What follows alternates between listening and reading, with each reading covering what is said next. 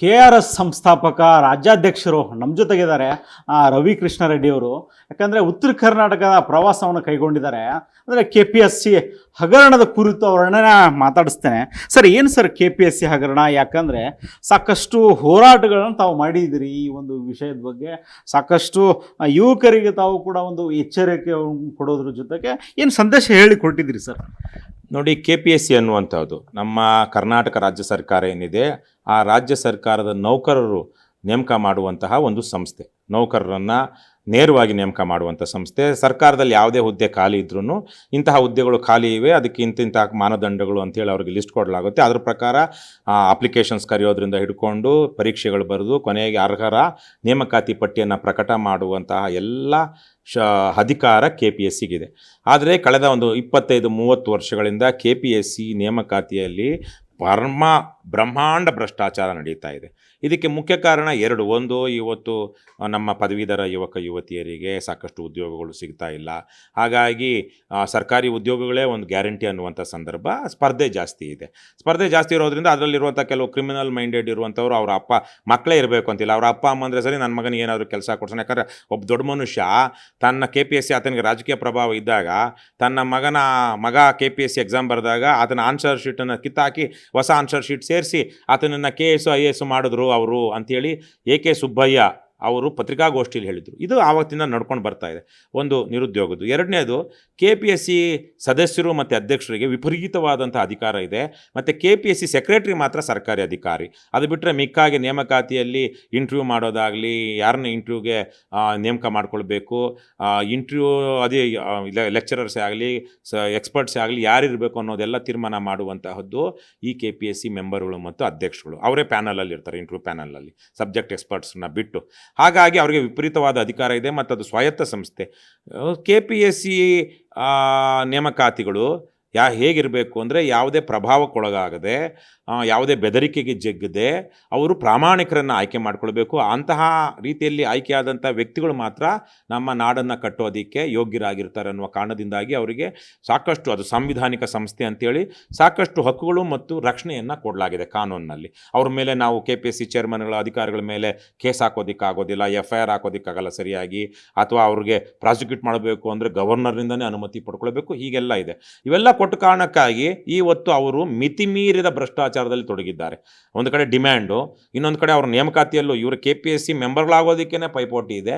ಈ ಉದಾಹರಣೆಗೆ 4 ಹೆಸರು ಹೇಳ್ತೀನಿ ನಾನು. HN ಕೃಷ್ಣ ಅನ್ನುವಂಥ ಜೈಲಿಗೆ ಹೋಗಿ ಬಂದಂತಹ ಒಬ್ಬ ಕ್ರಿಮಿನಲ್ ಇದ್ದಾನೆ. ಅವನು KPSC ಚೇರ್ಮನ್ ಆಗಿದ್ದ. ಕರ್ನಾಟಕದ ಇತಿಹಾಸದಲ್ಲಿಯೇ KPSC ಇತಿಹಾಸದಲ್ಲಿ ಅತ್ಯಂತ ಕೆಟ್ಟಾತಿ ಕೊಳಕ ಸಂದರ್ಭ ಘಟನೆ ಅದು. ಆ HN ಕೃಷ್ಣನನ್ನು ನೇಮಕ ಮಾಡಿದ್ದ್ಯಾರು? SM ಕೃಷ್ಣ. ತದನಂತರ ಇನ್ನೊಬ್ಬ ಖದೀಮ ಬರ್ತಾನೆ, ಗೋನಾಳ್ ಭೀಮಪ್ಪ ಅಂತ.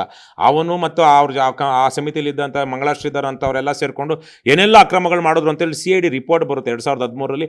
ಆ CID ವರದಿಯನ್ನು ಸಾರ್ವಜನಿಕ ಮಾಡಿದ್ದು ಇದೇ ರವಿ ಕೃಷ್ಣಾರೆಡ್ಡಿ. ವರದಿಯನ್ನು ಹೇಗೋ ಸಂಪಾದನೆ ಮಾಡಿಕೊಂಡು ಬೆಂಗಳೂರು ಪ್ರೆಸ್ ಕ್ಲಬ್ಬಲ್ಲಿ ರಿಲೀಸ್ ಮಾಡಿ ನಾನು ವೆಬ್ಸೈಟಲ್ಲೆಲ್ಲ ಹಾಕಿದ್ದೆ ಅದು.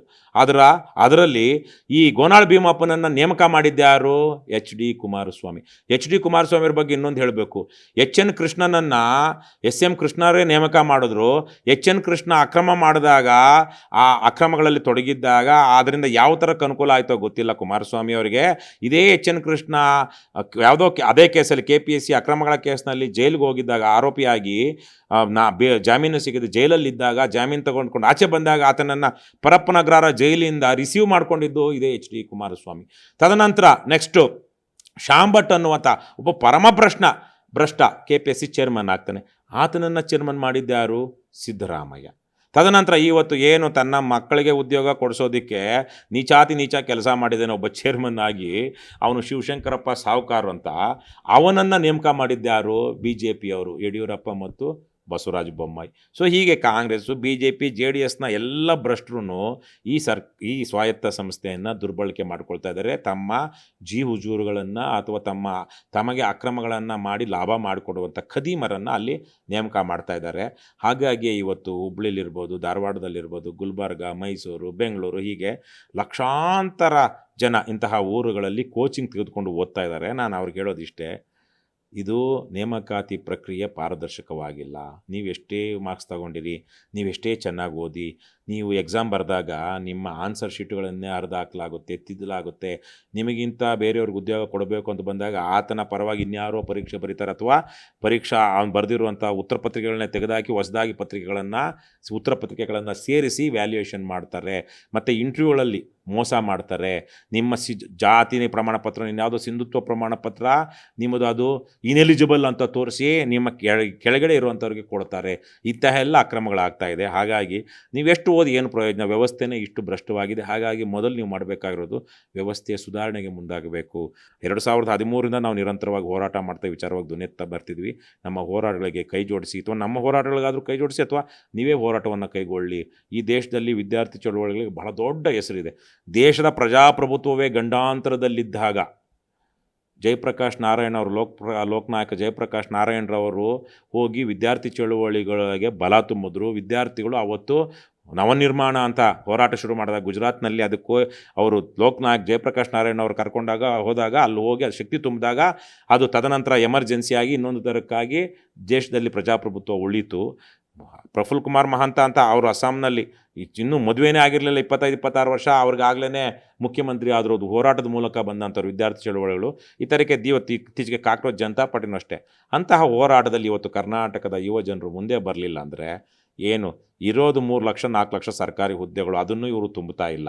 ಬರೋ 5,000 10,000 ಹುದ್ದೆಗಳನ್ನ ಒಂದು ವರ್ಷಕ್ಕೆ ತುಂಬುತ್ತಾರೆ. ಆದರೆ ಪರೀಕ್ಷೆ ತಗೊಳ್ಳೋದಕ್ಕೆ ಓದ್ತಾ ಇರೋರು ನೀವೆಷ್ಟು ಜನ? ನಿಮ್ಗೆ ಏಜ್ ಬಾರ್ ಆಗುತ್ತೆ. ಏಜ್ ಬಾರಾಗಿ ಎಷ್ಟೋ ಜನ ಇವತ್ತು ಪಾಪ ಕೇಳ್ತಾ ಇದ್ದಾರೆ, ನಮಗೆ ರಿಲ್ಯಾಕ್ಸ್ ಮಾಡಿ, ಏಜ್ ರಿಲ್ಯಾಕ್ಸ್ ಮಾಡಿ ಅಂತ. ಹಾಗಾಗಿ ನೀವು ಓದೋದ್ರಲ್ಲಿ ಅರ್ಥ ಇಲ್ಲ. ಓದಬಾರ್ದು ಅಂತಲ್ಲ, ಅದ್ರ ಜೊತೆಗೆ ನೀವು ಆಗ್ರಹವನ್ನು ಮಾಡಿ. ಯಾಕೆಂದರೆ ನೀವು ನಿಮ್ಮ ಅಪ್ಪ ಅಮ್ಮ, ನಿಮ್ಮ ತಾತ ಮುತ್ತಾತಂದರು ಆಯ್ಕೆ ಮಾಡಿರುವಂತಹ ನಿಮ್ಮ ಮನೆಗಳ ಹಿರಿಯರು, ನೀವು ಸೇರಿದಂತೆ ಮತದಾರರು ಆಯ್ಕೆ ಮಾಡಿರುವಂಥ ಜನಪ್ರತಿನಿಧಿಗಳು ನಿಮ್ಮ ಪರವಾಗಿ ವ್ಯವಸ್ಥೆಯನ್ನು ಕಟ್ಟೋದಿಲ್ಲ, ವ್ಯವಸ್ಥೆಯನ್ನು ಸರಿ ಮಾಡ್ತಾ ಇಲ್ಲ. ಹಾಗಾಗಿ ನಾವು ನಮ್ಮ ಜನಪ್ರತಿನಿಧಿಗಳು ಸರಿಯಾಗಿದ್ದಿದ್ರೆ ನಿಮ್ಮ ಪಾಡಿಗೆ ನೀವು ಓದ್ಕೊಂಡು ಕೆಲಸಕ್ಕೆ ಅಪ್ಲೈ ಮಾಡಿಕೊಂಡು ಅರ್ಹರಿದ್ದರೆ ಕೆಲಸ ಸಿಗ್ತಾಯಿತ್ತು. ಇಲ್ಲ ಅಂದರೆ ಬೇರೆ ಇನ್ಯಾವುದೋ ಉದ್ಯೋಗ, ನಿಮ್ಮ ಅರ್ಹತೆಗೆ ತಕ್ಕಂಥ ಇನ್ನೊಂದು ಉದ್ಯೋಗ ಸಿಗ್ತಾಯಿತ್ತು. ಇವತ್ತು ನೀವು ಆಯ್ಕೆ ಮಾಡಿರುವಂಥ ಪ್ರತಿನಿಧಿಗಳೇ ನಿಮಗೆ ಮೋಸ ಮಾಡ್ತಾ ಇದ್ದಾರೆ. ಹಾಗಾಗಿ ಇವತ್ತು ನೀವು ಹೋರಾಟ ಮಾಡಿ ವ್ಯವಸ್ಥೆಯನ್ನು ಸರಿ ಮಾಡದೇ ಇದ್ದರೆ ನೀವು ಎಷ್ಟು ಹೋದ್ರೂ ಹೊಳೆಯಲ್ಲಿ ಹುಣಸೆ ಹಣ್ಣು ಕಿವುಚಿದ ಹಾಗೆ ನಿಮಗೆ ಹುಣಸೆ ಹಣ್ಣು ಸಿಗಲ್ಲ. ಅಂದರೆ ಸರ್, ಈಗ ನೋಡಿ ತಾವು ಭ್ರಷ್ಟಾಚಾರದ ವಿರುದ್ಧ ಸಾಕಷ್ಟು ಹೋರಾಟಗಳನ್ನು ಮಾಡಿದ್ದೀರಿ ಸರ್. ಈಗ ನೋಡಿ, ಯಾವುದೇ ಒಂದು ಸರ್ಕಾರಿ ನೌಕರಿಗೆ ಹೋಗಬೇಕಂದ್ರೆ ಎಷ್ಟು ದುಡ್ಡು ಕೊಟ್ಟರೆ ಸರ್ಕಾರಿ ನೌಕರಿ ಆಗುತ್ತೆ ಅನ್ನೋ ಒಂದು ಮೈಂಡ್ ಸೆಟ್ ಎಲ್ಲ ವಿದ್ಯಾರ್ಥಿಗಳಾಗಲೇ ಇರತಕ್ಕಂಥ KPSC ಏನು ಓದ್ತಾ ಇದ್ದಾರೆ ಅವ್ರಿಗೆ ಗೊತ್ತು ಸರ್ ಅದ್ರ ಬಗ್ಗೆ. ಆದರೆ ಈ ಭ್ರಷ್ಟಾಚಾರವನ್ನು ತೊಲಗಿಸ್ಲಿಕ್ಕೆ ಈಗ ತಾವು ಕೂಡ ಸಾಕಷ್ಟು ವರ್ಷ ಆಯಿತು ಈ ಹೋರಾಟವನ್ನು ಮಾಡ್ಕೊಂಡ್ಬಂದು. ಈ ಭ್ರಷ್ಟಾಚಾರ ತೊಲಗುತ್ತಂತ ಅನಿಸುತ್ತೆ ಸರ್. ಯಾಕಂದರೆ ಒಂದು ಈಗ ಡಿಪಾರ್ಟ್ಮೆಂಟ್ ಒಳಗಡೆ ಸೇರಿದಂಥ ದುಡ್ಡು ಕೊಟ್ಟಿರ್ತಕ್ಕಂಥದ್ದಕ್ಕೆ ಹೇಗಾದರೂ ಮಾಡಿ ಅದು ದುಡ್ಡು ತೆಗಿಬೇಕನ್ನೋ ನಿಟ್ಟಿನಲ್ಲಿ ಭ್ರಷ್ಟಾಚಾರ ಆರಂಭ ಆಗುತ್ತೆ. ಮತ್ತು ಯಥಾ ರೀತಿ ಅವ್ರು ಇಲ್ಲಿಂದ ಇನ್ನು ಬೇರೆ ಕಡೆ ವರ್ಗಾವಣೆ ಮಾಡಬೇಕಂದ್ರೂ ದುಡ್ಡು ಬೇಕು, ಪ್ರತಿಯೊಂದಕ್ಕೂ ದುಡ್ಡು ಬೇಕು. ನಾವು ಸಾರ್ವಜನಿಕರು, ಅದ್ರ ಜೊತೆಗೆ ಮನುಷ್ಯ ಸಹಜ ದುರಾಸೆ. ಹೌದು, ಯಾಕಂದರೆ ಸಾರ್ವಜನಿಕರು ಯಾವುದೇ ಕಚೇರಿಗೆ ಹೋಗಲಿ, ಸರ್ಕಾರಿ ಆಸ್ಪತ್ರೆಗೆ ಹೋಗಲಿ, ಸರ್ಕಾರಿ ಯಾವುದೇ ಒಂದು ಕಚೇರಿಗೆ ಹೋದರೂ ದುಡ್ಡು ಕೊಡದೆ ಕೆಲಸ ಆಗಲ್ಲ. ತಮಗೂ ಕೂಡ ಗೊತ್ತು ಸರ್. ತಾವು ಕೂಡ ಸಾಕಷ್ಟು ಹೋರಾಟಗಳನ್ನು ಮಾಡಿದ್ರಿ, ನಾನು ನೋಡಿದ್ದೇನೆ. ಎಲ್ಲೊಂದು ಕಡೆ ತಾವು ಎಲ್ಲಿ ಹೋಗಿ ನಿಲ್ತೀರಿ ಅಲ್ಲೊಂದು ಅಷ್ಟು ಹೊತ್ತು ಅಲ್ಲಿ ಭ್ರಷ್ಟಾಚಾರ ನಿಲ್ಲುತ್ತೆ. ಅದಾದ ನಂತರ ಮತ್ತೆ ಯಥಾ ರೀತಿ ಮತ್ತೆ ಮುಂದುವರಿಯುತ್ತೆ. ಇದನ್ನೆಲ್ಲ ಕೊನೆಯದಾಗಿ ಇದನ್ನೆಲ್ಲ ಹೋಗಿಸ್ಲಿಕ್ಕೆ ಏನು ಮಾಡ್ಬೋದು ಅಂತೀರಿ ಸರ್, ಸಾರ್ವಜನಿಕರಾಗಲಿ ಯುವಕರು? ಪ್ರಜಾಪ್ರಭುತ್ವದ ಬಗ್ಗೆ 2 ಬಹಳ ವಿಶೇಷವಾದಂತಹ ಮತ್ತು ಮೌಲಿಕವಾದಂಥ 2 ವಾಕ್ಯಗಳಿದೆ. In a democracy, people get the government they deserve or the leaders they deserve. ಅಂದರೆ ಪ್ರಜಾಪ್ರಭುತ್ವದಲ್ಲಿ ಜನರ ಯೋಗ್ಯತೆಗೆ ತಕ್ಕಂತಹ ಸರ್ಕಾರ ಅಥವಾ ನಾಯಕರು ಸಿಗ್ತಾರೆ ಅಂತ. ಇನ್ನೊಂದು, eternal vigilance is the price of liberty. ಸ್ವಾತಂತ್ರ್ಯ, ಹಕ್ಕುಗಳು ಅಥವಾ ನ್ಯಾಯ ನಮ್ಮ ಸಮಾಜದಲ್ಲಿ ಇರಬೇಕು ಅಂದರೆ ನಾವು ಸದಾ ಜಾಗ್ರತೆಯಿಂದ ಇರಬೇಕು ಅನ್ನುವಂಥದ್ದು. ಸೊ ಭ್ರಷ್ಟಾಚಾರ ಬೇರೆ ದೇಶಗಳಲ್ಲಿ ನಿವಾರಣೆ ಆಗಿದೆ, ಅಥವಾ ಸಂಪೂರ್ಣವಾಗಿ ನಿವಾರಣೆ ಆಗೋದಕ್ಕೆ ಯಾವತ್ತೂ ಸಾಧ್ಯ ಇಲ್ಲ. ಆದರೆ ಹತೋಟಿಯಲ್ಲಿದೆ. ಯಾಕೆ? ಅಲ್ಲಿಯ ಜನ ಮೌಲ್ಯಾಧಾರಿತ ವ್ಯವಸ್ಥೆಯನ್ನು ಬಯಸ್ತಾರೆ. ಅವರು ಜಾತಿ ನೋಡಿಕೊಂಡು, ಅದೇನೋ ನಮ್ಮಲ್ಲಿ ನಾವು ಒಂದು ಸ್ಲೋಗನ್ ಹಾಕಿದ್ದೀವಲ್ಲ, ಹೆಂಗಸರಿಗೆ ಕುಕ್ಕರು, ಗಂಡಸರಿಗೆ ಲಿಕ್ಕರು, ಎರಡೇ ಬಡದಿರೋ ನಿಕ್ಕರು ಕೊಟ್ಟು ಓಟ್ ಹಾಕ್ಸ್ಕೊಳ್ಳುವಂಥ ಜನರನ್ನು ನಾವು ಕುಕ್ಕರು, ನಿಕ್ಕರು ಆಸೆಗೆ ಓಟ್ ಹಾಕಿದ್ರೆ ಅವ್ರು ನಮ್ಮ ನಿಕ್ಕರ್ ಬಿಚ್ತಾರೆ. ಈಗ ಬಿಚ್ತಾ ಇದ್ದಾರೆ, ಅದನ್ನೇ ಮಾಡ್ತಾ ಇರುವಂಥದ್ದು. ಹಾಗಾಗಿ ನಮ್ಮ ಜನರ ಯೋಗ್ಯತೆ ಇವತ್ತು ಆ ಥರಕ್ಕೆ ಹೋಗ್ಬಿಟ್ಟಿದೆ. ಸಮಾಜದಲ್ಲಿ ನ್ಯಾಯ ನೀತಿ, ನನ್ನ ಜಾತಿಯ ಬೇರೆ ಜಾತಿಯ ಯಾವನೇ ಭ್ರಷ್ಟ ಆದರೂ ಭ್ರಷ್ಟ, ಆದರೆ ನನ್ನ ಜಾತಿಯವನ್ನ ಭ್ರಷ್ಟನ ಯಾರು ಪ್ರಶ್ನೆ ಮಾಡಿದ್ರೆ ನಿಮ್ಮ ಜಾತಿಲಿಲ್ವಾ, ಆ ಜಾತಿಲಿಲ್ವಾ, ಈ ತರಹದ ಒಂದು ಅನೈತಿಕ ಮನಸ್ಥಿತಿಗೆ ನಾವು ಬಂದ್ಬಿಟ್ಟಿದ್ವಿ. ಹಾಗಾಗಿ ಅದೇ ಕಾರಣದಿಂದ ಇವತ್ತಿನ ಜನ್ಸಿಗಳಿದಾರಲ್ವ, ನಾನು ಮಿಲಿಯನಿಯಲ್ಸೇ ಸ್ವಲ್ಪ ಪರವಾಗಿಲ್ಲ ಅಂದ್ಕೊಂಡಿದ್ದಾರೆ. ಜನ್ಸಿಗಳು ಇವೆಲ್ಲ ಜಾತಿ, ಕೋಮು, ಕುಕ್ಕರು, ಲಿಕ್ಕರು, ನಿಕ್ಕರಿಂದ ಆಚೆಗೆ ಬಂದ್ಬಿಟ್ಟಿದ್ದಾರೆ. ಇವರೆಲ್ಲ ಇನ್ನೂ ಉದ್ಯೋಗಕ್ಕೆ ಹೋಗ್ತಾ ಇಲ್ಲ, ಆದರೆ ಉದ್ಯೋಗದ ನಿರೀಕ್ಷೆಯಲ್ಲಿದ್ದಾರೆ, ನಿರೀಕ್ಷೆಗಳಿವೆ ಅವರಿಗೆ. ಆದರೆ ಹಾಗಾಗಿ ಇವರು ಪ್ರಶ್ನೆ ಮಾಡ್ತಾರೆ ಅನ್ನುವಂಥದ್ದಿದೆ. ಇವರ ಕಾರಣದಿಂದಾಗಿ ವ್ಯವಸ್ಥೆಯಲ್ಲಿ ಒಂದಷ್ಟು ಬದಲಾವಣೆ ಆಗುತ್ತೆ. ನಾನು ಇವತ್ತಲ್ಲಿ ಒಂದು 10 ವರ್ಷ ಹೇಳ್ತಾ ಇದ್ದೀನಿ. 10 ವರ್ಷದಿಂದ ಅಮೇರಿಕದಲ್ಲಿ ಒಂದು ಸಂದರ್ಭದಲ್ಲಿ ರಾಜಕಾರಣಿಗಳ ಬಗ್ಗೆ ಅವಿಶ್ವಾಸ ಬಂದಾಗ ಅಲ್ಲಿ ಒಟ್ಟಾರೆ ವ್ಯವಸ್ಥೆ ಬಗ್ಗೆ ಭ್ರಮನಿರಸನ ಆಗ್ತಾ ಇದ್ದಂಥ ಸಂದರ್ಭದಲ್ಲಿ ಹಿಪ್ಪಿ ಮೂವ್ಮೆಂಟ್ ಅಂತ ಬಂತು. ಹಿಪ್ಪೀಸ್ ಅಂತ ಅಂದರೆ ಹೆಂಗೆಂಗೋ ಬಟ್ಟೆ ಹಾಕ್ಕೊಂಡು ಡ್ಯಾನ್ಸ್ ಮಾಡಿಕೊಂಡು ಹಾಡು ಹೇಳ್ಕೊಂಡು ಪ್ರಪಂಚನೇ ಇಷ್ಟು, ಜೀವನನೇ ಇಷ್ಟು, ಇದಕ್ಕೇನು ಅರ್ಥ ಇಲ್ಲ, ವ್ಯವಸ್ಥೆ ಬದಲಾಗಲ್ಲ, ಸಮಾಜ ಬದಲಾಗಲ್ಲ ಅಂತ. ಅವರು ದೇಶದಲ್ಲಿ ವಿಯೆಟ್ನಾಂ ಯುದ್ಧ ನಡೀತಿದ್ದಂಥ ಸಂದರ್ಭದಲ್ಲಿ ಅಮೇರಿಕದ ಲಕ್ಷಾಂತರ ಜನ ಸೈನಿಕರು ಹೋಗಿ ವಿಯೆಟ್ನಾಂ ಅಂತ ಜಾಗದಲ್ಲಿ ಸಾಯ್ತಿದ್ದಂಥ ಸಂದರ್ಭದಲ್ಲಿ ಇವರು ಅದರ ಬಗ್ಗೆ ಪ್ರತಿಭಟನೆ ಮಾಡಿ ಆ ಯುದ್ಧಗಳೆಲ್ಲ ನಿಲ್ಲಿಸೋ ಹಾಗೆ ಕೆಲವೊಂದೆಲ್ಲ ಮಾಡಿದ್ರು. ಆದರೆ ಅದರಿಂದ ಒಂದಷ್ಟು ಸಕಾರಾತ್ಮಕ ಬದಲಾವಣೆಗಳಾದವು. ಹಾಗಾಗಿ ಇವತ್ತಿನ ಅಂತಹ ಒಂದು ಸಂದರ್ಭ ಕರ್ನಾಟಕದಲ್ಲಿ ದೇಶದಲ್ಲೇ ಬಂದಿದೆ, ಕರ್ನಾಟಕದಲ್ಲಿ ಅಷ್ಟೇ ಅಲ್ಲ. ಒಂಥರ ಹಿಪ್ಪಿ ಇವ್ರಿಗೆ ನಮಗಿದ್ದಾಗೆ, ನಮ್ಮ ಹಿಂದಿನವ್ರಿಗಿದ್ದಾಗೆ ಬದುಕೋದಿಕ್ಕೆ ಕಷ್ಟ ಇಲ್ಲ, ಅವ್ರ ಅಗತ್ಯಗಳು ಈಡೇರ್ತಾ ಇದೆ. ತುಂಬ ದುಡ್ಡು ಬೇಕಾಗೋದಿಲ್ಲ ಬದುಕೋದಕ್ಕೆ. ಹೊಟ್ಟೆಗೆ ಅನ್ನ ಸಂಪಾದನೆ ಮಾಡೋದು ಕಷ್ಟ ಆಯಿತು 30-40 ವರ್ಷಗಳ ಹಿಂದೆ. ಬಟ್ಟೆ ಬೇರೆ ಬೇರೆ ಶೋಕಿ ಬಿಡಿ, ಅನ್ನ ಸಂಪಾದನೆ ಮಾಡೋದು. ಇವತ್ತು ಅನ್ನ ತುಂಬ ಇನ್ಎಕ್ಸ್ಪೆನ್ಸಿವ್. ನಮ್ಮ ದೇಶದಲ್ಲಿ 1 kg ಅಕ್ಕಿ 60 ರೂಪಾಯಿ 70 ರೂಪಾಯಿಗೆ ಸಿಗುತ್ತೆ. ಅದೇ ಜಪಾನಲ್ಲಿ ಅದೇ ಅಕ್ಕಿ 600-700 ರೂಪಾಯಿ ಇದೆ. ಅಂದರೆ ಇವತ್ತು ರೈತ ಸಬ್ಸಿಡಿಲಿ ಕೊಡ್ತಾ ಇದ್ದಾನೆ. ಸರ್ಕಾರ ರೈತನಿಗೆ ಸಬ್ಸಿಡಿ ಕೊಡ್ತಿರೋದಲ್ಲ, ರೈತ ಸಬ್ಸಿಡಿಲಿ ಆಹಾರ ಧಾನ್ಯ ಕೊಡ್ತಾ ಇದ್ದಾನೆ. ಹಾಗಾಗಿ ಇವತ್ತು ಊಟ ಅನ್ನುವಂತಹದ್ದು, ಆಹಾರ ಅನ್ನುವಂಥದ್ದು ಅದಕ್ಕೆ ಬೆಲೆನೇ ಇಲ್ಲ. ಹಾಗಾಗಿ ಇವತ್ತು ಅದೇನೋ ಮಧ್ಯಪ್ರದೇಶಲ್ಲೆಲ್ಲ ನೋಡ್ತಿದ್ವಲ್ಲ, ಸರ್ಕಾರ 28 ರೂಪಾಯಿಗೆ ಇಥನಾಲ್ ಕೊಡುತ್ತಂತೆ, ಇಥನಾಲ್ ಮಾಡೋದಕ್ಕೆ ಕಂಪ್ನಿಗಳು. ಅವರು ಅದನ್ನ ಇನ್ಯಾರಿಗೋ 35 ರೂಪಾಯಿಗೆ ಮಾರುತ್ತಂತೆ, ಅವ್ರದಂಥದ್ದು ಸರ್ಕಾರಕ್ಕೆ ಮಾರ್ತಾರಂತೆ ರೈತರ ಹೆಸರಿನಲ್ಲಿ. ಹೀಗೆ ಈ ಥರದ ರೀತಿಯಲ್ಲಿ ಪೋಲ್ ಆಗ್ತಾ ಇದೆ. ಹಾಗಾಗಿ ಇವತ್ತು ಈ ಜನ್ರೇಷನ್ ಬಂದಿರೋದ್ರಿಂದಾಗಿ ಮುಂದಿನ ದಿನಗಳಲ್ಲಿ ಬದಲಾವಣೆ ಸಾಧ್ಯ ಆಗುತ್ತೆ. ಭ್ರಷ್ಟಾಚಾರ ನಿಯಂತ್ರಣಕ್ಕೆ ಬರಬೇಕು ಅಂದರೆ ನಾನು ಮೊದಲೇ ಹೇಳಿದಾಗೆ ನಮ್ಮ ಸಮಾಜದಲ್ಲಿ ನೈತಿಕತೆ ಹೆಚ್ಚಬೇಕು, ಯೋಗ್ಯರನ್ನು ಪ್ರಾಮಾಣಿಕರನ್ನು ಗುರುತಿಸಬೇಕು. ಒಂದು ಉದಾಹರಣೆ ನಿಮ್ಗೆ ಕೊಡೋದಾದರೆ, ಒಂದು 60 ಈ ಉತ್ತರ ಕರ್ನಾಟಕದಲ್ಲೂ ಅಷ್ಟೇ, ಈಗ ಕರ್ನಾಟಕ ಲಿಂಗಾಯತ್ ಎಜುಕೇಷನ್ ಸೊಸೈಟಿ ಅಂತ ಇಲ್ಲಿ ಬೆಳಗಾಮಲ್ಲಿ ಸಪ್ತರ್ಷಿಗಳು ಒಂದು 7 ಜನ ಸ್ವಾತಂತ್ರ್ಯ ಹೋರಾಟಗಾರರು ಅಥವಾ ವಿದ್ಯಾವಂತರು ಸೇರಿ ಕಟ್ಟಿದಂಥ ಸಂಸ್ಥೆ.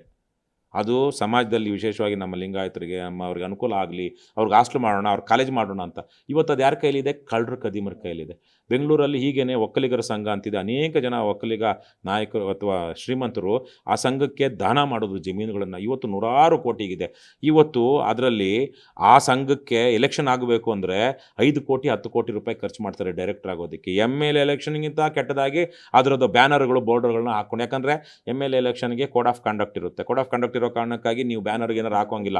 ಆ ಸಂಘಗಳ ಅಧ್ಯಕ್ಷತೆ ಎಲೆಕ್ಷನ್ಗೆ ಅದೊಂದೇ ಅಲ್ಲ, ಯಾವುದೇ ಜಾತಿ ಸಂಘಗಳಿಗೆ ಎಲೆಕ್ಷನ್ ಆದಾಗ ಅದು ಕೋಡ್ ಆಫ್ ಕಂಡಕ್ಟ್ ಇರಲ್ವಲ್ಲ, ಹಾಗಾಗಿ ಅವರು ಎಲ್ಲ ಕಡೆ ಬ್ಯಾನರ್ ಹಾಕಿ ದುಡ್ಡು ಕೊಟ್ಟು ಇವತ್ತು ಆಗ್ತಾ ಇದ್ದಾರೆ. ಏನು ನಮ್ಮ ಸಮುದಾಯದವ್ರು ಒಳ್ಳೇದಾಗಲಿ ಅನ್ನೋದಲ್ಲ ಅವ್ರಿಗೆ. ನಾನು ಅದರಲ್ಲಿ ಏನಾದರೂ ಹೋಗಿ ನಾನು ಒಂದು ಮೆಡಿಕಲ್ ಸೀಟ್ನೋ ಒಂದು ಇಂಜಿನಿಯರಿಂಗ್ ಸೀಟ್ನೋ ಪ್ರತಿ ವರ್ಷ ಮಾರ್ಕೊಳ್ತಾ ದುಡ್ಡು ಮಾಡೋಣ. 5 ಕೋಟಿ ಹಾಕಿದ್ರೆ 50 ಕೋಟಿ ಮಾಡ್ಬೋದು. ಮತ್ತು ನನ್ನಿಂಥ ಒಂದು ಸಂಘದ ಸದಸ್ಯ ಅಥವಾ ಅಧ್ಯಕ್ಷ ಅಥವಾ ಡೈರೆಕ್ಟರ್ ಅಂತ ತಿಳ್ಕೊಳ್ಳೋದ್ರಿಂದ ಬಾಗಿಲುಗಳು, ಸರ್ಕಾರಿ ಕಚೇರಿಯ ರಾಜಕಾರಣಿಗಳ ಬಾಗಿಲುಗಳು ತನ್ನಿಂತಾನೇ ತೆರ್ಕೊಳ್ಳುತ್ತೆ. ಹಾಗಾಗಿ ನಾನು ರಿಯಲ್ ಎಸ್ಟೇಟ್ ಉದ್ಯಮಕ್ಕೆ ಹೆಲ್ಪ್ ಆಗುತ್ತೆ ಅಂತ. ಸೊ ಈ ತರಹದ ಕೆಟ್ಟ ವಾತಾವರಣ ಸಮಾಜದಲ್ಲಿ ಮೌಲ್ಯ ಕೆಟ್ಟಿದೆ. ಇವತ್ತು ನಮ್ಮದೇ ಸಮಾಜ ಬಿಟ್ಬಿಡಿ, ನನ್ನದೇ ಜಾತಿ ಅಂದ್ಕೊಂಡಿರೋ ನನ್ನ ಜಾತಿಯ ಸಂಘಕ್ಕೆ ಹಿಂದೆ ಎಲ್ಲ ಒಳ್ಳೆಯವರನ್ನ, ರಿಟೈರ್ಡ್ ಆಗಿರುವಂಥ ಅಧಿಕಾರಿಗಳನ್ನು, ಶ್ರೀಮಂತರನ್ನು, ಪ್ರಾಮಾಣಿಕರನ್ನ ಜನ ಆಯ್ಕೆ ಮಾಡ್ಕೊಳ್ತಾ ಇದ್ರು. ಇವತ್ತು ನಮ್ಮದೇ ಜಾತಿಯ ಸಂಘ ಕೆಡಲಿ ಅಂತೇಳಿ ನಾವು ಕೆಟ್ಟರೆ ನನಗೇನು ಅಂತ ಹೇಳಿ ಕಳ್ಳರನ್ನ ಕದಿಮನ್ನು ಆಯ್ಕೆ ಮಾಡ್ಕೊಳ್ತಾ ಇದ್ವಿ. ಅಂದರೆ ಒಂದು ಹುಣ್ಣು ಅಥವಾ ಗಾಯದ ನಾನು ರೋಗ ಪರೀಕ್ಷೆ ರೋಗ ಲಕ್ಷಣವನ್ನು ಹೇಳ್ತಾ ಇದ್ದೀನಿ. ಇದು ವಿಸ್ತರಿಸಿದಾಗ ಸಮಾಜದಲ್ಲೂ ಇದೇ ಇದೆ. ಇದು ಬದಲಾಗಬೇಕು. ಈ ಹೊಸ ತಲೆಮಾರಿನ ಯುವ ಜನರ ಒತ್ತಡ ಈ ಬದಲಾವಣೆಗೆ ಕಾರಣ ಆಗುತ್ತೆ ಅಂತ ನಾನೊಬ್ಬ ಪರಮ ಆಶಾವಾದಿ, ಎಟರ್ನಲ್ ಆಪ್ಟಿಮಿಸ್ಟ್ ನಾನು. ಹಾಗಾಗಿ ಸಮಾಜ ಹಿಂದೇನೂ ಇತ್ತು ನೋಡಿ, ಭೂಮಿಗೆ ಮನುಷ್ಯನ ಅಗತ್ಯ ಇಲ್ಲ, ಮನುಷ್ಯನಿಗೆ ಭೂಮಿ ಅಗತ್ಯ ಇದೆ. ಇನ್ನೂ 600-700 ಕೋಟಿ ವರ್ಷಗಳ ಕಾಲ ಭೂಮಿ ಇರುತ್ತಂತೆ. ಆದರೆ ಮನುಷ್ಯ ಇರೋದು ಇನ್ನೊಂದು 250-25 ಕೋಟಿ ವರ್ಷಗಳು. 25 ಕೋಟಿ ವರ್ಷಗಳಲ್ಲಿ 600-700 ವರ್ಷಗಳಲ್ಲಿ ಭೂಮಿ ಯಾವತ್ತಿಗೋ ಒಂದು ದಿವಸ ನಾಶ ಆದಾಗೋದು 6-7 ಬಿಲಿಯನ್ ವರ್ಷಗಳಾದ ಮೇಲೆ. ಆದರೆ ಮನುಷ್ಯ ಇರೋದು ಇನ್ನು 25 ಕೋಟಿ ವರ್ಷಗಳು ಮಾತ್ರ ಭೂಮಿ ಮೇಲೆ. ಅಂತಂದರೆ ಈ ಭೂಮಿ ನಾವು ಬದುಕೋದಕ್ಕೆ ತಕ್ಕನಾಗಿದ್ದರೆ ತಾನೇ ನಾವು ಭೂಮಿ ಮೇಲೆ ಇರೋದು. ಅದೇ ರೀತಿಯಲ್ಲಿ ಸಮಾಜ ಸರಿಯಾಗಿದ್ದರೆ ನಮ್ಮ ಮುಂದಿನ ತಲೆಮಾರುಗಳು ಅವ್ರಿಗೊಂದು ಸುಭದ್ರ ಜೀವನ ಸಾಧ್ಯವಾಗುತ್ತೆ ಅನ್ನುವಂಥ ನಂಬಿಕೆಯಲ್ಲಿ ಇವತ್ತು ದೊಡ್ಡವರು ತೀರ್ಮಾನ ಮಾಡಬೇಕು. ಇಲ್ಲಾಂದರೆ ಹಿರಿಯರ ಬಗ್ಗೆ ತುಂಬ ಕೆಟ್ಟ ಭಾವನೆಗಳನ್ನು ನಮ್ಮ ಇವತ್ತಿನ ತಲೆಮಾರು ಇಟ್ಕೊಳ್ಳುತ್ತೆ. ಹಾಗಾಗಿ ಇದು ಜನರ ಮಾಲೀಕತ್ವದ ಪಕ್ಷವೇ ಹೊರತು ಯಾವನೋ ಶ್ರೀಮಂತನ ಅಥವಾ ಒಂದು ಜಾತಿಗೆ ಸೇರಿದಂತಹ ಪಕ್ಷ ಅಲ್ಲ. ಆ ನಿಟ್ಟಿನಲ್ಲಿ ಇವತ್ತು ನೂರಾರು ಜನ ಪ್ರತಿನಿತ್ಯ ಸ್ವಯಂ ಪ್ರೇರಿತವಾಗಿ ಪಕ್ಷದ ಸದಸ್ಯರಾಗ್ತಿರೋದು ನಮಗೆ ಒಂದು ಒಳ್ಳೆಯ ದಿನಗಳ ಮುನ್ಸೂಚನೆಯನ್ನು ತೋರಿಸ್ತಾ ಇದೆ. ಓಕೆ, ಅಂದರೆ ತಾವು ಹೇಳ್ತಾ ಇದ್ರಿ ಮುಂಬರುವ ಚುನಾವಣೆಯಲ್ಲಿ ನನ್ನ ದುಡ್ಡೇನು ಅವಶ್ಯಕತೆ ಇಲ್ಲ ಅಂತೀರಿ. ಯಾಕಂದರೆ ದುಡ್ಡು ಇಲ್ಲ ಅಂತಂದರೆ ಎಲೆಕ್ಷನ್ ಮಾಡಲಿಕ್ಕಾಗಲ್ಲ ಅಂತ ಸಾಕಷ್ಟು ಮಾತುಗಳು ಕೇಳಿ ಬರುತ್ತೆ. ಇಂದಿರಾ ಗಾಂಧಿಯವರು 1975ರಲ್ಲಿ ಎಮರ್ಜೆನ್ಸಿ ಹೇರಿದ್ರು. ಯಾಕೆ ಅವರು 1972ರಲ್ಲಿ 72ರಲ್ಲಿ ನಡೆದಂಥ ಚುನಾವಣೆಯಲ್ಲಿ ಅವರ ಪರವಾಗಿ ಅಥವಾ ಅವರ ಕಡೆಯಿಂದ ಅಕ್ರಮಗಳಾಗಿದ್ವು, ಆಮಿಷಗಳನ್ನು ಲಂಚವನ್ನು ಕೊಡಲಾಗಿತ್ತು ಮತದಾರರಿಗೆ ಅನ್ನುವಂಥ ಕಾರಣಕ್ಕಾಗಿ. ಅಂದರೆ ಅದರರ್ಥ ಏನು? ಮತದಾರರಿಗೆ ಆಮಿಷ ಒಡ್ಡುವುದು, ಲಂಚ ನೀಡುವುದು ಶಿಕ್ಷಾರ್ಹ ಅಪರಾಧ. ಇವತ್ತು ನಮ್ಮಲ್ಲಿ ಕೊಡ್ತಾ ಇದ್ದಾರೆ 50 ಕೋಟಿ 100 ಕೋಟಿ ಏನು ಕೊಡ್ತಾ ಇದ್ದಾರೆ ನೇರವಾಗಿ ಜನರಿಗೆ. 2,000 ಮೊನ್ನೆ ದಾವಣಗೆರೆಯಲ್ಲಿ 5,000 10,000 ರೂಪಾಯಿ ಕೊಟ್ಟರಂತೆ ಒಂದೊಂದು ಓಟಿಗೆ. ಆದರೆ ಇಷ್ಟು ದಿವಸಗಳ ಕಾಲ ಅದನ್ನು ತಡೆಯುತ್ತಾ ಇರಲಿಲ್ಲ, ತಡೆದ್ರೂ ಸಾಕ್ಷ್ಯ ಇಲ್ಲ. ಎಷ್ಟು ಕೇಸುಗಳು ನಾವೇ ದುಡ್ಡು ಹಿಡಿದ್ರು ಶಿಗ್ಗಾವಿಲಿ ಆ BJP ಕಳ್ಳರು ದುಡ್ಡು ಹಂಚ್ತಾ ಇರುವಂಥ ಸಂದರ್ಭದಲ್ಲಿ ಹೋಗಿ ನಾವು ಗಾಡಿನ ಅಡ್ಡ ಹಾಕಿದ್ರೆ ಪೊಲೀಸರೇ ಬಂದರು ಬಚಾವ್ ಮಾಡಿಬಿಟ್ರು. ನಾನು ರಾಮಲಿಂಗಾರೆಡ್ಡಿ ಗೃಹ ಮಂತ್ರಿ ಆಗಿದ್ದಾಗ ಆತನ ಮಗಳೇ ಅಲ್ಲಿ ಜಯನಗರದಲ್ಲಿ ಕಾಂಗ್ರೆಸ್ ಅಭ್ಯರ್ಥಿ ಆಗಿದ್ದರು, ನಾನು ಪಕ್ಷೇತರ ಅಭ್ಯರ್ಥಿಯಾಗಿ ನಿಂತಿದ್ದೆ. ಅವರ ಕಡೆಯವರು ಸೀರೆ ಹಂಚ್ತಾ ಇದ್ರು. ಆ ಸೀರೆ ಹಂಚ್ತಾ ಇರೋದು ಗೊತ್ತಾಗಿ ನಾವು ಮನೆ ಮುಂದೆ ಹೋದಾಗ ಪೊಲೀಸರು ನಾವು ತಪಾಸಣೆ ಮಾಡ್ತೀವಿ ಅಂತ ಹೋಗಿ ಮನೆಯಲ್ಲಿರೋದನ್ನೆಲ್ಲ ಗಂಟು ಮೂಟೆ ಕಟ್ಟಿ ಹಿಂಬಾಗಿಲಿಂದ ಬಿಸಾಕ್ಬಿಟ್ರು, ಹಿಂದೆ ಗೋಡೆಯಿಂದ ಕಿಟಕಿಯಿಂದ ಬಿಸಾಕ್ಬಿಟ್ರು. ಸೊ ಆ ರೀತಿ ಇದೆ ಅಂತ. ಹಾಗಾಗಿ ಸಾಕ್ಷ್ಯಾಧಾರಗಳಿಲ್ಲದೆ ಕೋರ್ಟ್ಗಳು ಶಿಕ್ಷೆ ಕೊಡೋಕ್ಕೆ ಸಾಧ್ಯ ಇಲ್ಲ. ಮತ್ತು ತನಿಖೆ ಮಾಡಿ ಸಾಕ್ಷ್ಯಾಧಾರಗಳನ್ನ ಸಂಗ್ರಹಿಸಿ ಕೋರ್ಟಿಗೆ ಒಪ್ಪಿಸಬೇಕಾದ ಅಧಿಕಾರಿಗಳೇ ಭ್ರಷ್ಟರಾಗಿರುವಾಗ, ರಾಜಕಾರಣಿಗಳ ಗುಲಾಮರಾಗಿರುವಾಗ ಆಗುತ್ತಾ? ಸಾಕ್ಷ್ಯಾಧಾರಗಳು ಯಾರು ಕೊಡಬೇಕು? ಆ ಸಂದರ್ಭದಲ್ಲಿ ನಮ್ಮಂಥ ಹೋರಾಟದಲ್ಲಿ ಇರುವಂಥ ರಾಜಕೀಯ ಪಕ್ಷಗಳವರೇ ಕೊಡಬೇಕು. ಅದಕ್ಕೆ ನಾವು ಈಗೊಂದು ಸ್ಲೋಗನ್ ಮಾಡಿದ್ವಿ, ಬಾಯಲ್ಲಿ ಸೀಟಿ ಕೈಯಲ್ಲಿ ಲಾಠಿ. ಅಕ್ರಮಗಳನ್ನು ನಾವೇ ನಿಲ್ಲಿಸೋದಕ್ಕೆ ಮುಂದಾಗಬೇಕು. ಸಿಟಿಸನ್ಸ್ ಅರೆಸ್ಟ್ ಅಂತ ಒಂದಿದೆ, ಸಿಟಿಸನ್ ಅರೆಸ್ಟ್ ಅಂತ. ಅಂದರೆ ಯಾವುದೇ ಅಕ್ರಮ ಕಾನೂನು ಬಾಹಿರ ಕೃತ್ಯ ನಡೀತಿದೆ, ಕಳ್ಳತನ, ಕೊಲೆ, ಅತ್ಯಾಚಾರ ನಡೀತಾ ಇದೆ ಅಂದಾಗ ಅದನ್ನು ನಿಲ್ಲಿಸುವಂಥ ಹಕ್ಕು ಸಹ ಪ್ರಜೆಗಳಿಗಿರುತ್ತೆ. ಶಿಕ್ಷೆ ಕೊಡಿಸುವಂಥ, ತನಿಖೆ ಮಾಡಿಸುವಂಥ ಹಕ್ಕಿರೋದಿಲ್ಲ. ಆದರೆ ನಿಲ್ಲಿಸಿ ಪೊಲೀಸರಿಗೆ ಒಪ್ಪಿಸುವಂಥ ಹಕ್ಕು ನಮಗಿದೆ. ಅದೇ ಥರಕ್ಕೆ ಮುಂದಿನ ದಿನಗಳಲ್ಲಿ ಚುನಾವಣೆಗಳಲ್ಲಿ ಹಣ ಹಂಚೋದಕ್ಕೂ ಕುಕ್ಕರೋ ಲಿಕ್ಕರೋ ಹಂಚೋದಕ್ಕೆ ಬಂದಾಗ ಅವರನ್ನು ಹಿಡಿದು ಪೊಲೀಸರಿಗೆ ಒಪ್ಪಿಸೋದು ಅಷ್ಟೇ ಅಲ್ಲ, ಅದ್ರ ಸಂಪೂರ್ಣ ವಿಡಿಯೋ ಮಾಡ್ತೀವಿ. ಈಗ ಎಲ್ಲರ ಮನೆಗಳಲ್ಲೂ CCTV ಇದೆ. ಬಹುತೇಕವಾಗಿ ನಗರ ಪ್ರದೇಶಗಳಲ್ಲಿ, ಗ್ರಾಮೀಣ ಪ್ರದೇಶಗಳಲ್ಲಿ CCTV ಇದೆ. ಅದೇ ರೀತಿಯಲ್ಲಿ ಎಲ್ಲರ ಕೈಯಲ್ಲೂ ಫೋನ್ ಇದೆ. ಇನ್ನೊಂದು ಸುಲಭ ಟೆಕ್ನಾಲಜಿ ಸುಲಭ ಆಗ್ತಾ ಇದೆ. ಇವತ್ತು ಸಾಕ್ಷ್ಯಾಧಾರಗಳು ಬಹಳ ಸುಲಭವಾಗಿ ಸಿಗ್ತಾ ಇದೆ. ನಮ್ಮ ಒಂದಷ್ಟು ನ್ಯಾಯಾಂಗದ ವೈಪರೀತ್ಯಗಳ ಕಾರಣಕ್ಕಾಗಿ ಸರಿಯಾಗಿ ಶಿಕ್ಷೆ ಆಗ್ತಿಲ್ಲ ಅನ್ನೋದು ಬಿಟ್ಟರೆ ಸಾಕ್ಷ್ಯಾಧಾರಗಳ ಕೊರತೆ ಮುಂದಿನ ದಿನಗಳಲ್ಲಿ ಇರೋದಿಲ್ಲ. ಅಂತಹ ಸಂದರ್ಭದಲ್ಲಿ, ಪಾರದರ್ಶಕವಾದ ಸಂದರ್ಭದಲ್ಲಿ ಜನ ಹಣ ಕೊಡದೇ ಇದ್ದಾಗ ಯಾರು ಓಟ್ ಹಾಕ್ತಾರೆ? ಹುಡುಕ್ತಾರೆ, ಅವರು ಯೋಗ್ಯರು ಯಾರನ್ನ ಹುಡುಕ್ತಾರೆ. ಹಾಗಾಗಿ ಅಂಥ ದಿನಗಳು ಭಾಳ ಹತ್ತಿರದಲ್ಲಿದೆ. 2028ರಲ್ಲಿ ಅಂಥ ಒಂದು ಕ್ರಾಂತಿ ಆಗುತ್ತೆ ಅನ್ನುವಂಥ ವಿಶ್ವಾಸ ನನಗಿದೆ. ಅಂದರೆ ಭರವಸೆ ಇದೆಯಾ ಸರ್ ನಿಮ್ಮ ಒಂದು KRS ಪಕ್ಷದಿಂದ ಯಾರಾದರೂ ಒಬ್ಬರು ಜನಪ್ರತಿನಿಧಿಯಾಗಿ ಬರುವಂಥ ವಿಶ್ವಾಸ? ಕೇವಲ ಜನಪ್ರತಿನಿಧಿ ಅಲ್ಲ. ಈಗ ನಮ್ಮ ಪಕ್ಷ ಯಾವಾಗ ರಾಜ್ಯದ ಅಂದರೆ ನಾವು ಚುನಾವಣೆಗಳಲ್ಲಿ ಜನನೇ ಓಟ್ ಹಾಕಿ ಗೆಲ್ಲಿಸ್ಬೇಕು ಅಲ್ವಾ? ನಾವೆಷ್ಟೇ ಯೋಗ್ಯರಿದ್ದೀವಿ ಅಂತ ಅಂದ್ಕೊಂಡ್ರು ಜನಕ್ಕೆ ನಮಗಿಂತ ಇನ್ನೊಬ್ಬ ಯೋಗ್ಯತೆ ಇದ್ದಾನೆ ಅಂತ ಅಂದ್ಕೊಂಡ್ಬಿಟ್ರೆ, ಅಂದರೆ ಅಂದ್ಕೊಳ್ತಾರೋ ಬಿಡ್ತಾರೋ, ಅವರು ನಮಗೆ ಮತ ಹಾಕದೆ ಯಾವ್ಯಾವುದೋ ಕಾರಣಗಳಿಗೆ ಬೇರೆಯವ್ರಿಗೆ ಓಟ್ ಹಾಕಿದಾಗ ಅದು ಆಗೋದಿಲ್ಲ. ಹಾಗಾಗಿ ಯಾವಾಗ ಆಗುತ್ತೆ ಅಂತ ನಾನು ಹೇಳೋದಿಲ್ಲ. ಆದರೆ ನಮ್ಮ ಕಾರಣಕ್ಕಾಗಿ ಸಕಾರಾತ್ಮಕ ಬದಲಾವಣೆಗಳಾಗ್ತಾಯಿದೆ. ಇವತ್ತಲ್ಲ ನಾಳೆ ಕರ್ನಾಟಕದ ಜನತೆ ನಮಗೆ ಜವಾಬ್ದಾರಿಯನ್ನು ಕೊಡ್ತಾರೆ. ರಾಜ್ಯದ ಅಧಿಕಾರವನ್ನು, ರಾಜ್ಯದ ಆಡಳಿತವನ್ನು ಸರಿದಾರಿಗೆ ತರೋದಕ್ಕೆ ಅನ್ನುವಂಥ ವಿಶ್ವಾಸ ಇದೆ. ಅದು 2028ಕ್ಕೆ ಆಗುತ್ತೆ ಅಂತ ಅನ್ನಿಸುತ್ತೆ. ಯಾಕಂದರೆ ನೋಡಿ, ವಿಜಯ್ ನಾವೆಲ್ಲ ನೋಡಿದಾಗ ಅನೇಕ ದೃಶ್ಯ ಮಾಧ್ಯಮಗಳಲ್ಲಿ, ಪೇಪರ್ಗಳಲ್ಲಿ DMKನೇ ಫ್ರಂಟ್ ರನ್ನರು ಅಂತ ಇದು ಅಲ್ವಾ? ಆ ವಿಜಯ್ ಅವೇನಂತೀವಿ, ಈ ಕನ್ವೆನ್ಷನಲ್ ಮೀಡಿಯಾನ ತಲೆನೇ ಹಾಕ್ಕೊಂಡಿರಲಿಲ್ಲ. ಆದರೆ ಅದೇನು ಕ್ರಾಂತಿ ತರಕ್ಕೆ ಬಂತಲ್ವಾ? Under current ಒಂದಿರುತ್ತೆ. ಮೇಲ್ಗಡೆ ಪ್ರಶಾಂತವಾದ, ಅದೇನೋ ಹೇಳ್ತಾರೆ, ತುಂಬ ಪ್ರಶಾಂತವಾದ ನೀರು ತುಂಬ ಆಳ ಇರುತ್ತೆ ಅಂತ. ಸೊ ಹಾಗಾಗಿ ಅಂಡರ್ ಕರೆಂಟು, ತಲಪ್ರವಾಹ ನಮಗೆ ಗೊತ್ತಾಗೋದಿಲ್ಲ. ಆ ನಿಟ್ಟಿನಲ್ಲಿ ಅಂತಹದೊಂದು ಇದೆ ಅಂತ ನಮಗೆ ಅನ್ನಿಸ್ತಿದೆ. ನಾನಂತೂ ಆಶಾವಾದಿ ಅಷ್ಟೇ ಅಲ್ಲ, ನನಗೆ ಒಂದಷ್ಟು ಸೂಚನೆಗಳು ಕಾಣಿಸ್ತಾ ಇವೆ. ಯಾವುದಕ್ಕೂ ಕಾಲ ಉತ್ತರ ಹೇಳುತ್ತೆ.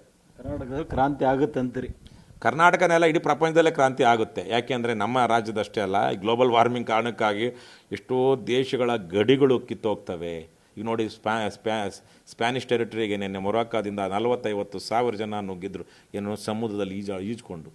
ಆಗ ಇದೇ ಥರಕ್ಕೆ ಗಡಿ ರೇಖೆಗಳು ಬದಲಾಗ್ತವೆ, ಗಡಿಗಳೇ ಇಲ್ಲದಂಥ ಸ್ಥಿತಿ ಬರುತ್ತೆ ಬಿಕಾಸ್ ಆಫ್ ಗ್ಲೋಬಲ್ ವಾರ್ಮಿಂಗ್. ಬಡ ಜನರು, ಊಟ ಇಲ್ಲದಿರುವಂಥವರು, ಅನ್ಯಾಯಕ್ಕೆ ದಮನಕ್ಕೊಳಗಾಗಿರುವಂಥವರು ತಮ್ಮ ದೇಶಗಳನ್ನು ಬಿಟ್ಟು ಇನ್ನೊಂದು ದೇಶಕ್ಕೆ ನುಗ್ಗಿಬಿಡ್ತಾರೆ. ಎಂತಹ ದೊಡ್ಡ ಚೈನಾ ವಾಲು ಕೂಡ ಮುರಿದು ಬೀಳುತ್ತಾ ಜನ. ಮೊನ್ನೆ ನಾನು ಬಲ್ಡೋಟಾ ಕಂಪ್ನಿ ವಿರುದ್ಧ ಕೊಪ್ಪಳದಲ್ಲಿ ಒಂದು ಹೋರಾಟ ನಡೆದಾಗ ನನ್ನ ಕಣ್ಣು ಮುಂದೆಯೇ ಜನ ಏನೂ ಇಲ್ಲದೆ ಬರೀ ಕೈಯಲ್ಲೇ ಕಾಂಕ್ರೀಟ್ ಗೋಡೆಗಳನ್ನು ಕಿತ್ತಾಕಿದ್ರು, ಒಡೆದಾಕಿದ್ರು. ಕೈಯಲ್ಲೇ ದೊಡ್ಡ ದೊಡ್ಡ ಅದು ಮೊದಲೇ ಅದು ಸ್ಟೀಲ್ ಕಂಪನಿ, ಏನು ಉಕ್ಕಿನ ಕಂಪನಿ ಬಲ್ಡೋಟ, ಆ ಉಕ್ಕಿನ ಕಂಪನಿಯ ಉಕ್ಕಿನ ಗೇಟುಗಳನ್ನು ಜನ ತಳ್ಳಿ ಮುರಿದು ಹಾಕ್ಬಿಟ್ರು. ಶಕ್ತಿ, ಜನಶಕ್ತಿಯ ಮುಂದೆ ಯಾವ ಶಕ್ತಿ ಇದೆ? ಹಾಗಾಗಿ ಪ್ರಪಂಚಾದ್ಯಂತ ಮುಂದಿನ ಈ ವಿಶೇಷವಾಗಿ ಗ್ಲೋಬಲ್ ವಾರ್ಮಿಂಗ್ ಕಾರಣಕ್ಕಾಗಿ ಅತಿವೃಷ್ಟಿ, ಅನಾವೃಷ್ಟಿ, ಈ ವರ್ಷ ನಮಗೆ ಬರಗಾಲ, ಇಂಥವು ಅತಿ ಆಗುತ್ತೆ. ಇನ್ನು ಮೇಲೆ ಊಟಕ್ಕೆ ತೊಂದರೆ ಆಗುತ್ತೆ, ಅನಾರ್ಕಿ, ಅರಾಜಕತೆ ಬರುತ್ತೆ, ವ್ಯವಸ್ಥೆ ಕುಸಿದು ಹೋಗ್ಬಿಡುತ್ತೆ ನಮ್ಮ ದೇಶದಲ್ಲೆಲ್ಲ, ಅನೇಕ ದೇಶಗಳಲ್ಲಿ. ಆವಾಗ ಒಂದು ಹೊಸ ಬೇರೆ ಥರದ ಒಂದು ವರ್ಲ್ಡ್ ಆರ್ಡರ್ ಬರಬಹುದು ಅಂತ ನನಗನ್ಸುತ್ತೆ. ಆದರೆ ಅಂತಹ ಸಂದರ್ಭದಲ್ಲಿ ಕಡಿಮೆ ಪ್ರಾಣಹಾನಿ, ಕಡಿಮೆ ಹಿಂಸೆ, ರಕ್ತಪಾತ ಆಗಬೇಕು ಅಂದರೆ ನಮ್ಮ ತರಹದ ಭಾವನೆಗಳು ಮತ್ತು ಚಿಂತನೆಗಳಿರುವಂಥ ಜನರು ಮುಖ್ಯ ಸ್ಥಾನಗಳಲ್ಲಿರಬೇಕು ರಾಜಕೀಯವಾಗಿ ಅಂತ ನಾನಷ್ಟೇ ಅಲ್ಲ, ಪ್ರಪಂಚಾದ್ಯಂತ ಇರುವಂಥ ಜನ ಒಂದು ಈ ಥರದ ಯೋಚನೆ ಮಾಡ್ತಿರುವಂಥ ಜನ ಯೋಚನೆ ಮಾಡ್ತಾ ಇದ್ದಾರೆ. ಹಾಗಾಗಿ ನಾವು ಅಷ್ಟೇ ಒಂದು ಕುಷನ್, ಮುಂದೆ ಆಗುವ ಪ್ರಳಯವನ್ನು ನಾವು ತಡೆಯೋಕ್ಕಾಗೋದಿಲ್ಲ. ಅದು ಒಂದು ಶಾಕ್ ಅಬ್ಸರ್ವರ್ ಬೇಕಲ್ವಾ? ಮೊದಲ ಹಂತದಲ್ಲಿ ಬಲಿಪಶುಗಳಾಗೋರು ಯಾರು ಗೊತ್ತಾ? ಬಡವರೇ. ಇಂತಹ ಎಲ್ಲ ಸಮಸ್ಯೆಗಳಲ್ಲಿ ಬಡವರು, ಅಸಹಾಯಕರು, ಅಬಲರು, ಅವರಿಗಿಲ್ಲದೇ ಇದ್ದರೆ ಅವ್ರಿಗಾಗಿ ಮಾಡಿದ ರಾಜಕಾರಣ ನಾವು ಯಾರಿಗೆ ಮಾಡಬೇಕು? ದಮನಿತರಿಗೆ, ಅಸಹಾಯಕರಿಗೆ, ದುರ್ಬಲರಿಗೆ ಅವ್ರಿಗಾಗಿ ಮಾಡದೆ ಅವರ ಹಕ್ಕುಗಳನ್ನು ಪ್ರೊಟೆಕ್ಟ್ ಮಾಡದೆ ಯಾರ ಹಕ್ಕುಗಳನ್ನ ಪ್ರೊಟೆಕ್ಟ್ ಮಾಡಬೇಕು? ಇದೊಂದು ದೊಡ್ಡ ದರ್ಶನ ಇವೆಲ್ಲ. ಹಾಗಾಗಿ ಇಂಥ ದೊಡ್ಡ ವಿಚಾರಗಳು ಇವತ್ತಿನ ನಮ್ಮ ರಾಜಕಾರಣಿಗಳಿಗೆ ಬೇಕಾಗಿಲ್ಲ. ಆ ನಿಟ್ಟಿನಲ್ಲಿ ಕರ್ನಾಟಕದಲ್ಲೂ ಕ್ರಾಂತಿ ಆಗುತ್ತೆ, ಬೇರೆ ಕಡೆಯೂ ಕ್ರಾಂತಿ ಆಗುತ್ತೆ. ಈ ಕ್ರಾಂತಿ ಮುಂದಿನ ದಿನಗಳ ಶಾಂತಿಗೆ ನಾಂದಿ ಆಗಲಿ ಅಂತ ನಮ್ಮ ಹೋರಾಟ. Thank you sir, Karnataka TV ಜೊತೆ ಮಾತಾಡಿದ್ದಕ್ಕೆ. ಅಂದರೆ ಇಲ್ಲಿರ್ತಕ್ಕಂಥ ಏನು ರವಿಕೃಷ್ಣ ರೆಡ್ಡಿ ಅವರ ಮಾತು ತಾವು ಸ್ಪಷ್ಟವಾಗಿ ಕೇಳಿಸ್ಕೊಂಡ್ರೆ, ಯಾಕಂದರೆ ಇಲ್ಲಿರ್ತಕ್ಕಂಥ KPSC ಹಗರಣದ ಜೊತೆಗೆ ಸಾಕಷ್ಟು ಮುಂಬರುವ ಸಾರ್ವತ್ರಿಕ ಚುನಾವಣೆ ಆಗಲಿ, ಅಂದರೆ ಇರ್ತಕ್ಕಂಥ ಟೋಟಲ್ ಭ್ರಷ್ಟಾಚಾರದ ವಿರುದ್ಧ ಯಾವ ರೀತಿ ಮುಂದೆ ಹೋರಾಟ ಮತ್ತು ರೂಪುರೇಷೆಗಳಿರತಕ್ಕಂಥದ್ದು ಪ್ರತಿಯೊಂದು ಕೂಡ ತಿಳಿಸಿಕೊಟ್ಟಿರ್ತಕ್ಕಂಥದ್ದು. ಕ್ಯಾಮ್ರಾ ಪರ್ಸನ್ ಹೇಮಂತ್ ಜೊತೆ ಸಂಗಮೇಶ್ ಸತ್ಯಗಿರಿ, ಕರ್ನಾಟಕ ಟಿವಿ, ಹುಬ್ಬಳ್ಳಿ.